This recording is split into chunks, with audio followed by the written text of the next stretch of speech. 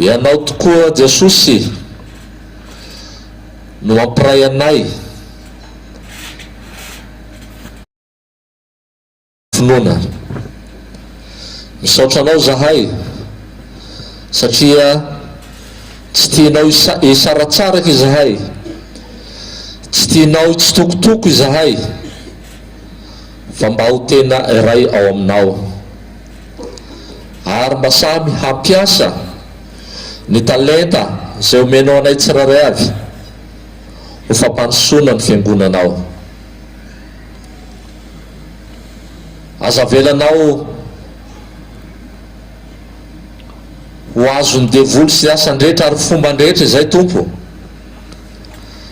fa aoka ianao no tena hiaro anay mba tsy ho azo ny fizarazarana izahay, fa tena hikambana tokoa izahay araka ny tononkira izay nataonay teo, mikambana mino ampifaliam-be. Dia ho tanteraka aminay tokoa zany tononkira izany, ary mba ho fiainanay zany, fa tsy andesa maka ho azy izahay amin'ny asa fanompoana rehetra izay ampanaovinao anay ao amin'ny fiangonanao. Ankehitriny dia aoka ianao no tena hiteny aminay, fa aoka izahay tena hiaino anao,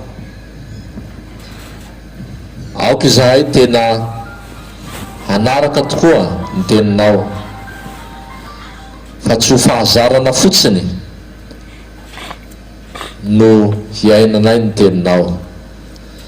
Amin'ny anaranao Jesosy nanaovanay zavavaka izany, amen.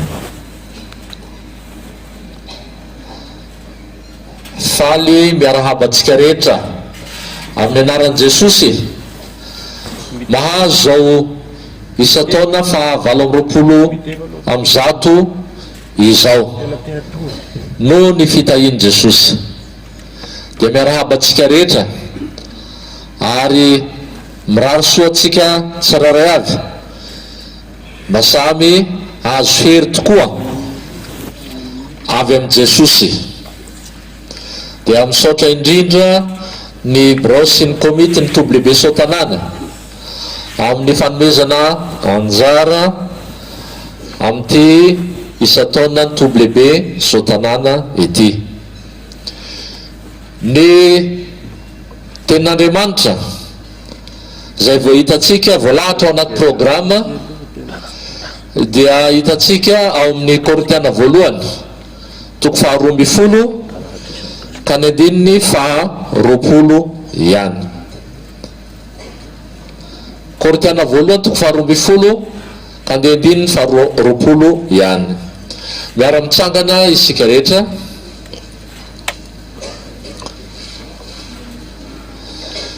Dia miaraka mamaky izany andininy ray izany any isika amin'ny anaran'i Jesosy. Fa maro momba ny tena nefa ny tena dia ray ihany. Ray masino manamasinana amin'ny fahamarinana, ny teninao ny fahamarinana. Amen.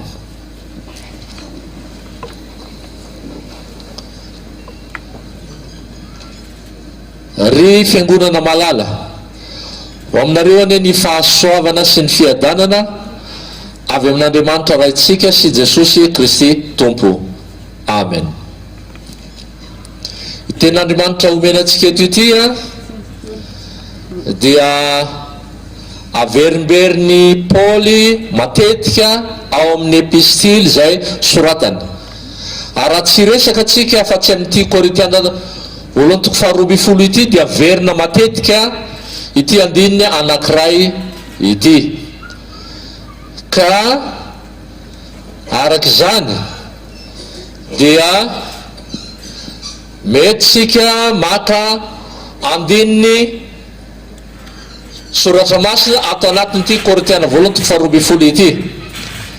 Eny na ny Korintiana voalohany toko fahatelo amby folo ihany koa aza dia resan'ny apôstôly Paoly momba ity andininy anankiray ity. Ary tsy ato amin'ny Korintiana ihany izy miresaka izany, fa hitatsika ihany koa any amin'ny epistily hafa zay nosoratany.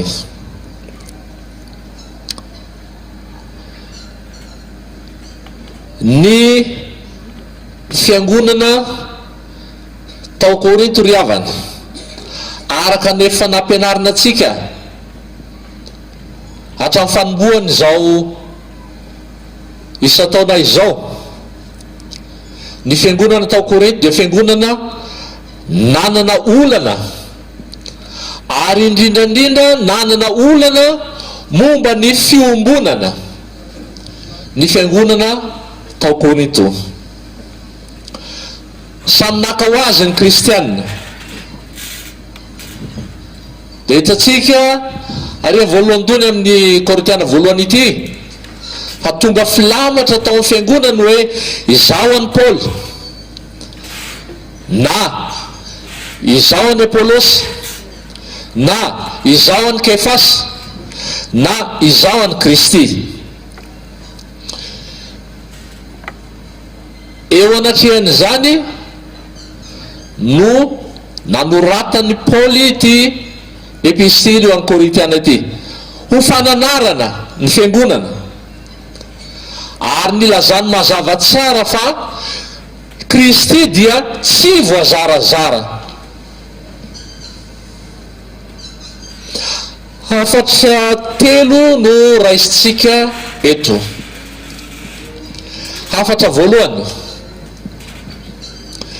tsarovy ny maha iray antsika. Tsarovy ny maha iray antsika ao amin'ny Tompo. Indrindra ny apôstôly Paoly eo amin'ny andininy faharoa amby folo amin'ity Korintiana voalohany toko faharoa amby folo ity. Fa tahaka ny tena iray ihany, anefa maro no momba ny tena, ary ireo rehetra momba ny tena ireo na dia maro aza dia tena iray ihany, dia tahaka izany koa Kristy. Iarahantsika malala fa singa maro samihafa ny mandrafitra ny vatantsika olombelona. Samy manana maizy azy avy ireo singa ireo na ireo taova ireo, kanefa tsy afaka misaraka. mifampiankina, mifambeny ny asany mba hampirindra tsara ny fiainantsika. Misy ny atao hoe tanana, misy ny atao hoe tongotra, misy ny atao hoe sofina, vava, orona sy ny sisa. Saingy tsy azo sarana amin'ny vatana ireo, satria raha misaraka dia tsy maefa na inona na inona. Sampona ohatra, ny olona misy tanana fa tsy misy vava. Ohatra nalain'ny Paoly izany, ilazany fa toy ny ratsambatana isika izay mirafitra amin'ny vatana dia Jesosy Kristy. Olona samy manana maizy azy, samy manana fanomezam-pahasoavana noho ny asan'ny fanahy masina, kanefa mba hampandrosoana ny fiangonana dia tsy afa-misaraka fa mifamenatra ny hatrany. Tsy maefa na inona isika raha misaraka amin'ny Kristy. Araka izany dia kristianina sampona izay misaraka amin'ny Kristy. Kristianina sampona. Ny fiombonantsika amin'ny Kristy no ahafahantsika mivelona, miasa ary mahita fahombiazana. Ary nambaran'i Jesosy zany tamilazany hoe tomoera amiko ary izao aminareo, tahaka ny sampany tsy mahay mamoho azy, dia toy izany koa ianareo raha tsy miray amiko. Izaho ny voaloboka, ianareo sampany. Izay miray amiko ary izao aminy dia mamoha be izy.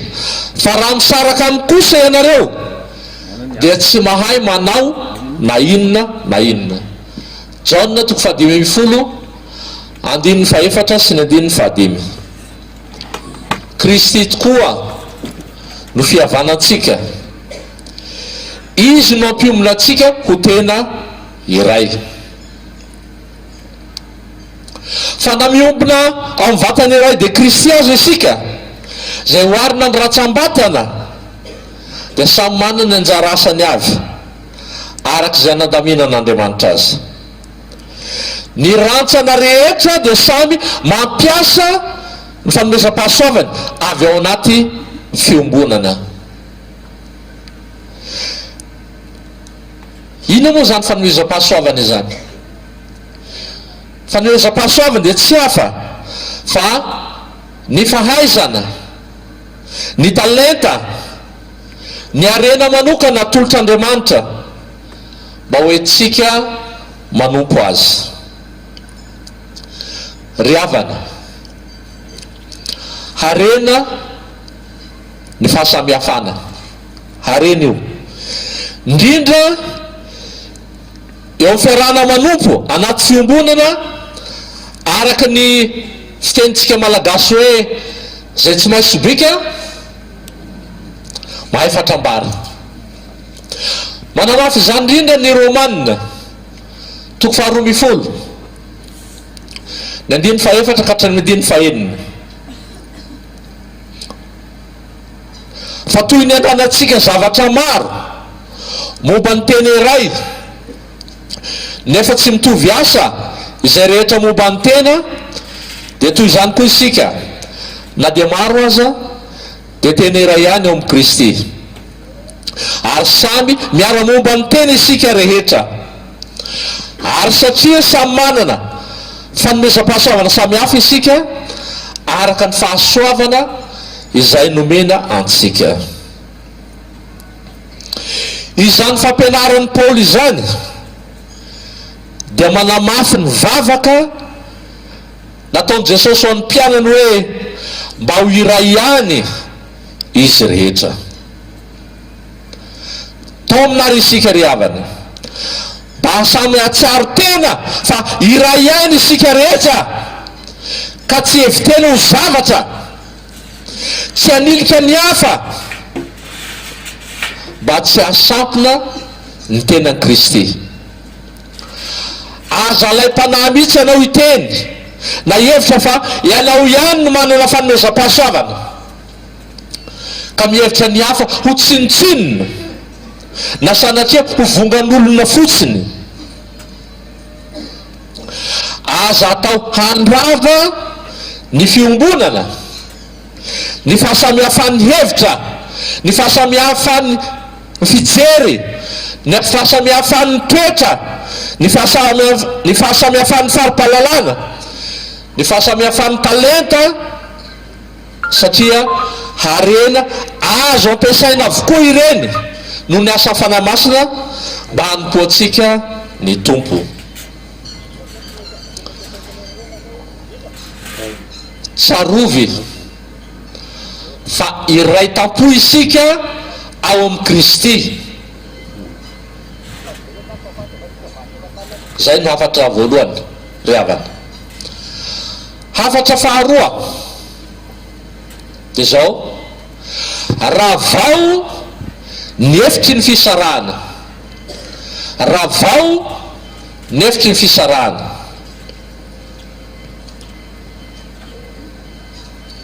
Mananafy zany indrindra ny apôstôly Paoly eo amin'ny 9:7 amin'ity Korintiana voalohany toko 12 ity: fa fanahy iray ihany nanaovam-batisa antsika rehetra ho teny iray, na jiosy na jentilisa, na andevo na tsy andevo, ary isika rehetra dia fa nampisotroina ny fanahy iray. Ny filazan'ny Paoly eto hoe tsy misy jiosy na tsy jiosy dia manambara ny faravan'ny fahasamihafam-piaviana, manambara ny fahasamihafam-pirazanana, ny fampiasan'ny voambolana hoe tsy misy andevo sy tsy andevo dia mariky ny faharavany fahasamihafan-tsaranga.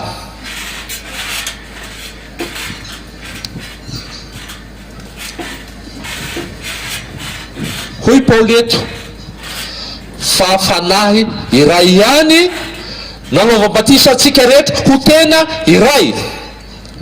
Zany hoe tonga vatana iray ao amin'i Jesosy isika, vita batisa rehetra, ka tsy misy hafa fa samy tenan'i Kristy. Tao fotoana nanaovana batisa antsika, nandraisantsika ny fanahy masina, natao ahatratra ny olombelona tsy hankanavaka ho tonga mpianatry ny tompo ny asan'ny fanahy masina. Noho ny asan'ny fanahy masina dia tonga tena iray ihany ny fiangonana, na dia maro azy. Ka io dia ampianarina antsika mba tsy hanentsikentsika fiangonana hafa isika, indrindra fa ny fiangonana samy ao anatin'ny FFKM.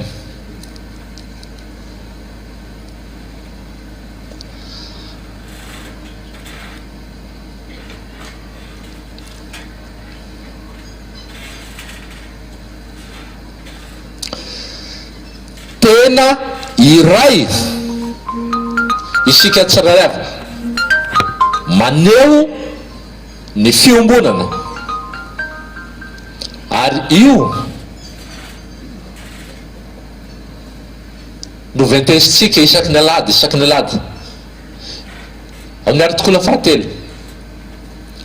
Ao ny artikla 7: mino ny fanahy masina ina toiny, fiangonana masina manerany zao tontolo zao, ina toiny fiombonan'olona masina. Raha verina aza la izy nandray tsika tsy azotsika ny dikan'izy io, fa raha ohatra ka ny tena izy dia zao hoe mino ny fanahy masina, mino ny fiangonana masina maneran'izao tontolo zao aho, mino ny fiombonan'olona masina aho.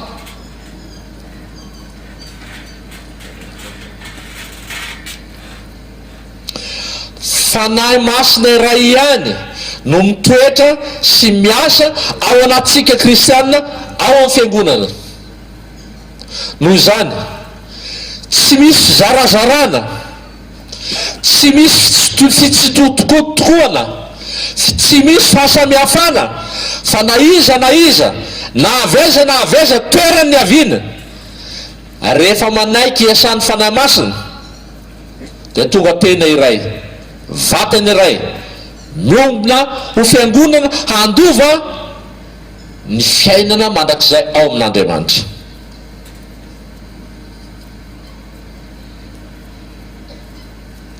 Fa raha ianao mivoy ny fahasamihafana, ianao mivoy ny fitsitokotokoana, ny fisaratsarana, tsy ao aminao ny fanahy masina, tsy ao aminao ny fanahy masina, ny alany fanahy masina ianao.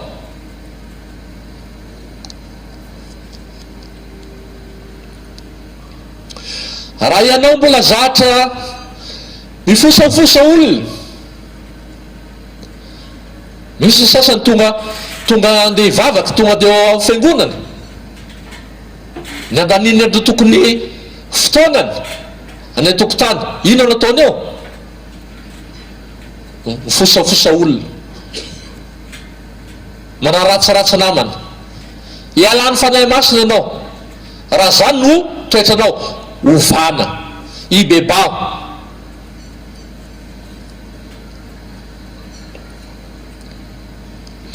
Ny tena fanomezam-pahasoavana ry havana dia mitondra ho amin'ny fiombonana, mitondra ho amin'ny fifampiankinana,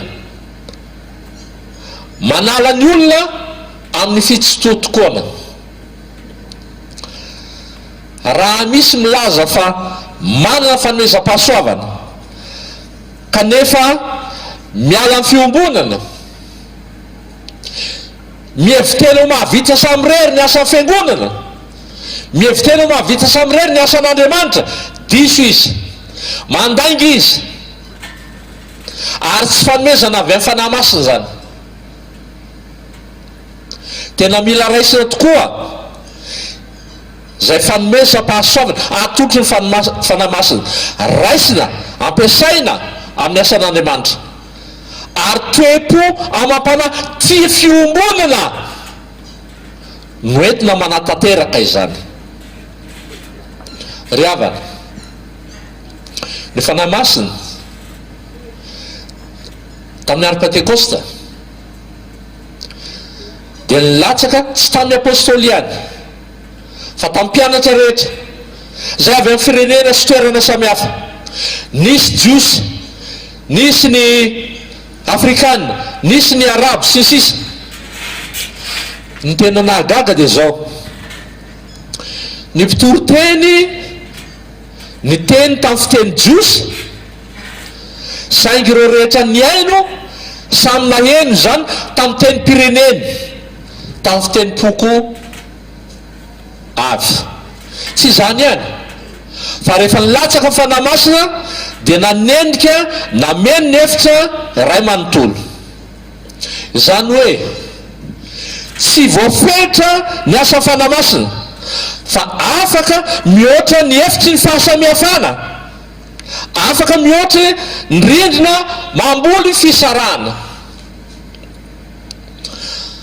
Arak'izany ry havana, ny tena kristianina, ny tena kristianina rehefa tena iasan'ny fanahy masina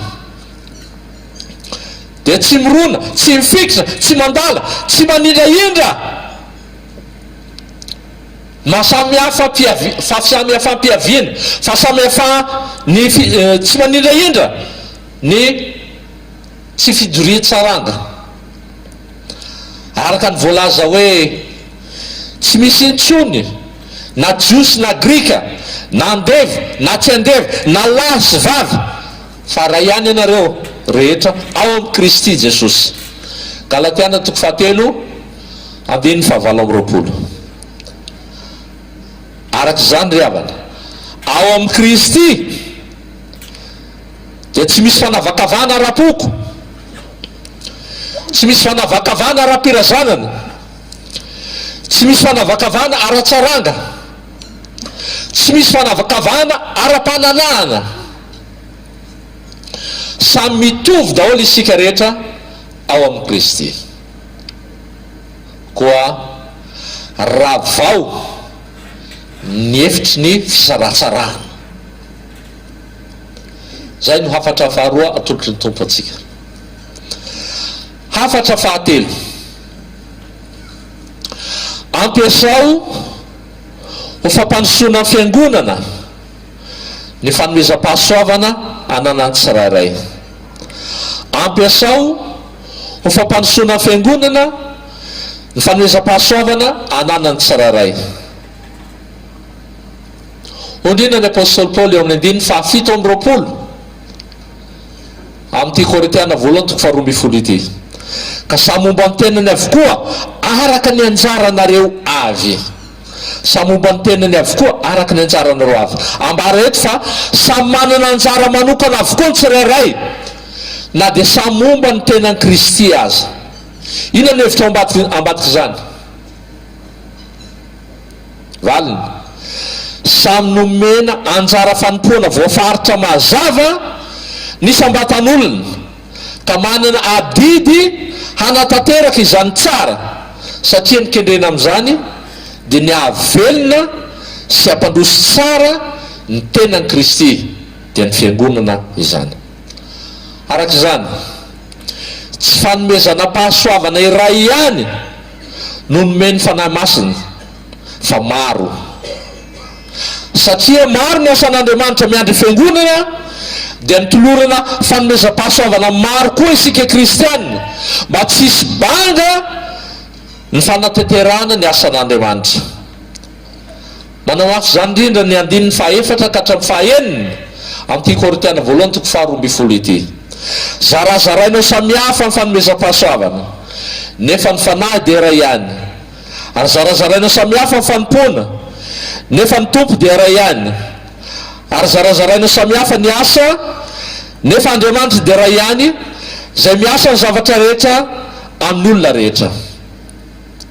Manana fanomezam-pahasoavana antolotra antsika kristiana tsirairay avy eo anivon'ny fiangonana araka izao ny fanahy masina. Andriamanitra tsy miangatra ny tompo. Andriamanitra manana atolotra ny olona rehetra. Ny olona rehetra dia samy mahazo fanomezam-pahasoavana avy amin'ny fanahy masina.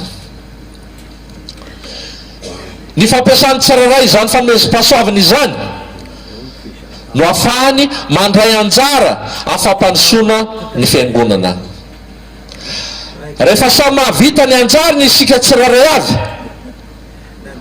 rehefa samy mahavita ny anjarany isika tsirairay avy, dia mandroso ny fiangonana. Raha misy araka izany tsy mampiasa fanomezam-pahasoavana natolotra Andriamanitra azy, dia manisy fahabangana amin'ny asan'ny fiangonana izy. Manasarotra natanterahany fiangonana ny asan'Andriamanitra izy. Ny fanomezam-pahasoavana mantsy dia natolotra hanamorana ny asan'Andriamanitra eo amin'ny fiangonany. Izany indrindra no ampianarin'ny Paoly ny fiangonana fa ny kristianina dia tsy maintsy miasa, ary fanomezam-pahasoavany ananany no indro fa ampiasainy. Tena rabaky teny mihitsy ny hoe tsy mamorona ny tsy misy, nefa dia tsy manafina ny misy koa. Ny fanaovana izay manandrify ny tena arak'izay ananana dia ambaran'ny Paoly fa hahasoa sy hampandroso ny fiangonana, ary manamafy ihany koa ny fiombonana. Noho izany ampiasaitsika ireo fanomezam-pahasoavana izay natolotra antsika tsirairay avy, satria araka izay ananana no ankasitrahana, fa tsy araka izay tsy ananana. Maro ny asa fiangonana ry havana, tsy vitan'olona ray zany, tsy olona ray ihany koa ny tolonan'Andriamanitra ny fanomezam-pahasoavana, fa olona maro ao amin'ny fiangonana. Ny fanomezam-pahasoavana araka izany dia maneho fa mifampiankina, mifameno isika kristianina ao amin'ny fiangonana. Tsy misy na iza afaka ilaza tena ho mahavita samy ny asan'Andriamanitra.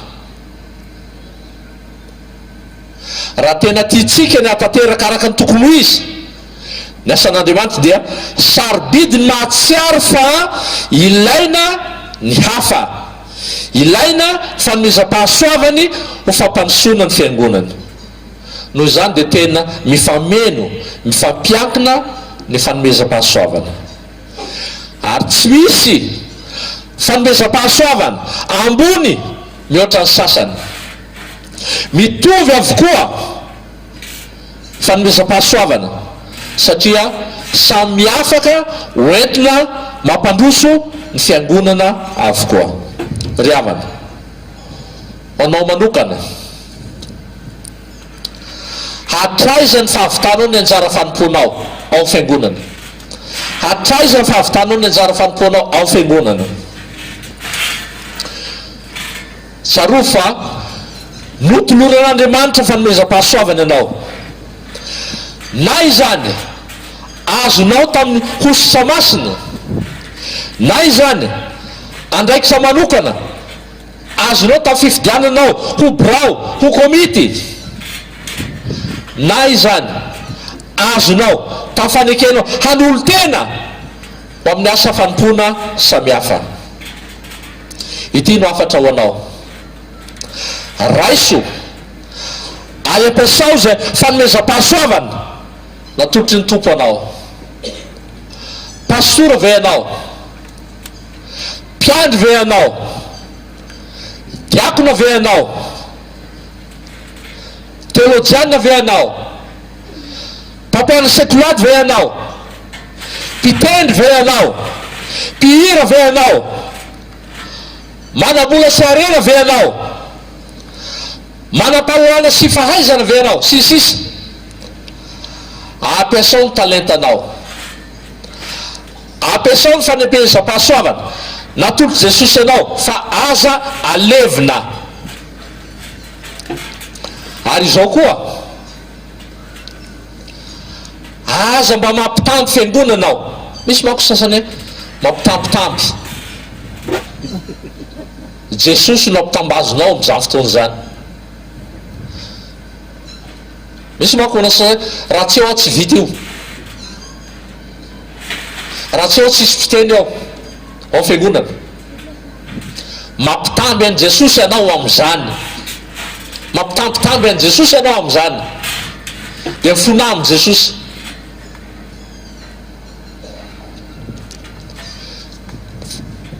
Tsy akasitrahany Jesosy ianao mampitambitamby ny fiangonana, satria hoe mahay zavatra ianao, satria hoe teny ilaina ianao. Fantatrao zay efa nataon'Andriamanitra taminao, ka dia fantaro ihany koa zay tokony ataonao amin'izy Andriamanitra. Ampiasao hanomezam-boninahitra azy ny talentanao, ny fanomezam-pahasoavana natolony anao.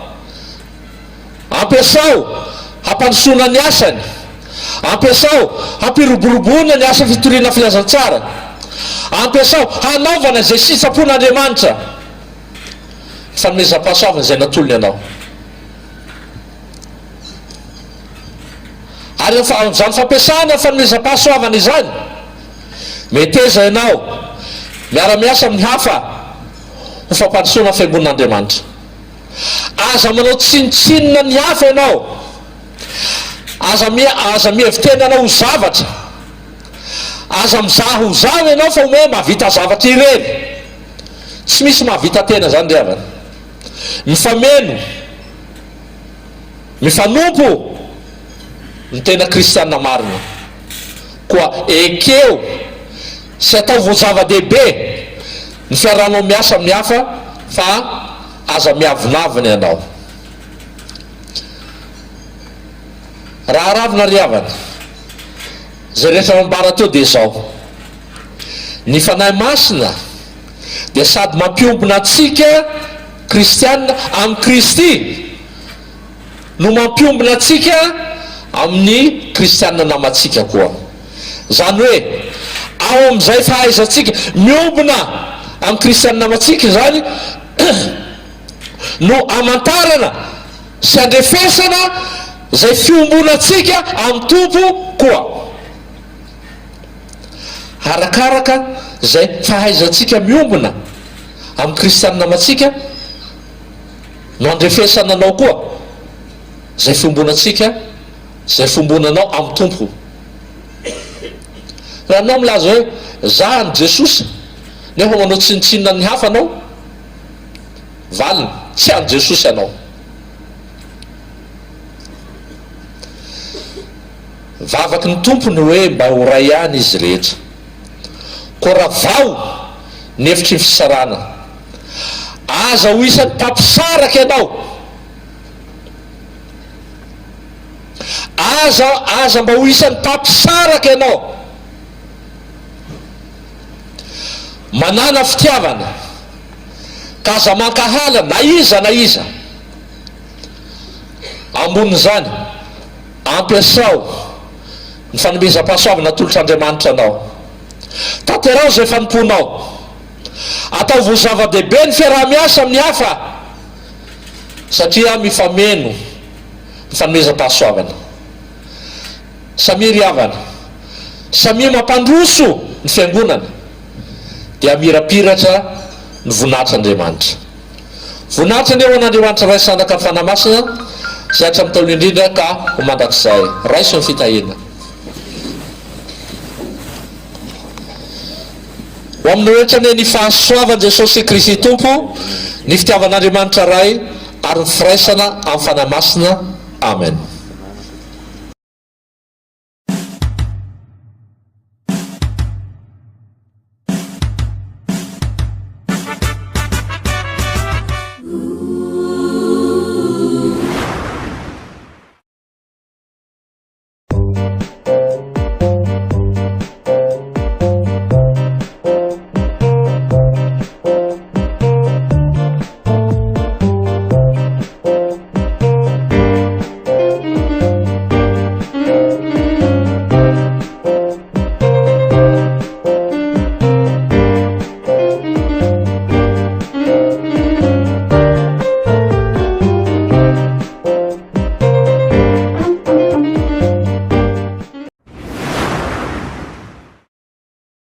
Radio Teny Fiainana FM 91.2.